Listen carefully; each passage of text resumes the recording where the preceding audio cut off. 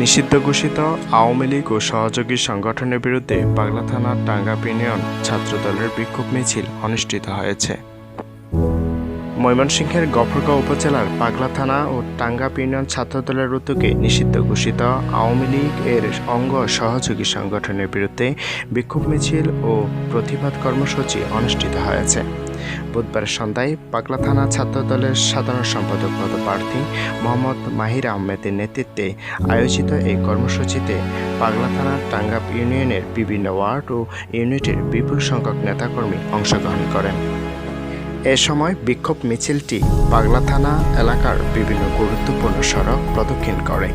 এ সময় মিছিলে অংশগ্রহণকারী নেতাকর্মীরা নিষিদ্ধ ঘোষিত আওয়ামী লীগ ও এর সহযোগী সংগঠনের বিরুদ্ধে বিভিন্ন স্লোগান দেন এবং দেশব্যাপী নৈরাজ্য, সন্ত্রাস, চাঁদাবাজি ও অস্থিতিশীলতা সৃষ্টির অপচেষ্টার প্রতিবাদ জানান।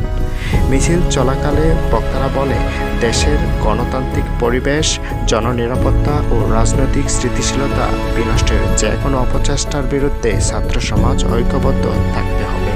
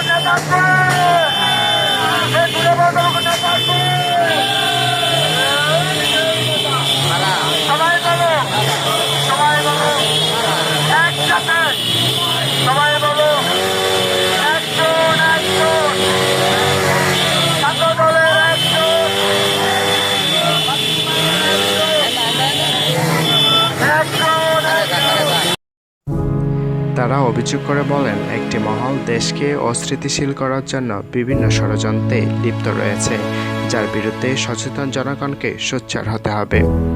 মিছিল পরবর্তী সংক্ষিপ্ত সমাবেশে পাগলা থানা ছাত্রদলের সাধারণ সম্পাদক পদপ্রার্থী মাহির আহমেদ বলেন, দেশের বিরুদ্ধে যে কোনো ষড়যন্ত্র, নৈরাজ্য ও অস্থিতিশীলতা সৃষ্টির অপচেষ্টার বিরুদ্ধে আমাদের এই শান্তিপূর্ণ প্রতিবাদ কর্মসূচি।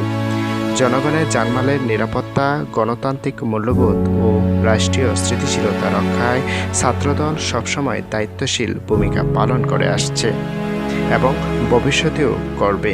তিনি আরও বলেন, যে কোনো ধরনের সন্ত্রাস ও সহিংসতা, নৈরাজ্যের বিরুদ্ধে ছাত্রদল রাজপথে সক্রিয় রয়েছে।